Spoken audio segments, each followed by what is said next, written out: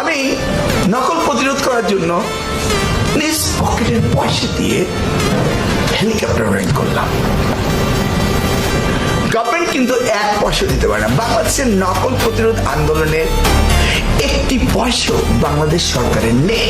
তো দৌলতপুর যাওয়ার আগে আমাকে সাবধান করা হলো যে দৌলতপুর যেতে হলে আমাকে প্রিকশন নিয়ে যেতে হবে। তা আমি আবার আমার পার্সোনাল আর্মস হেলিকপ্টার নিয়েই আমি যেতাম। Let's go see it face it. কিন্তু আনফরচুনেটলি আমি যতবারই দৌলতপুরের দিকে যাওয়া শুরু করি ততবারই ওয়েদার খারাপ হয়ে যায়। কোথাও কোথাও না কোথাও আমি নেমে পড়ি, যেখানেই নামি সেখানেই আমার আধা। অসুবিধা নেই, দৌলতপুরে টার্গেট করতে হবে তা তো না। যাওয়ার পথে হঠাৎ হেলিকপ্টার ঘূর্ণিঝড়ে পড়লো, ওখানে নেমে পড়লাম, ওখানেই আমি নকল করে গেলাম। স্কুল কলেজ তো আছে।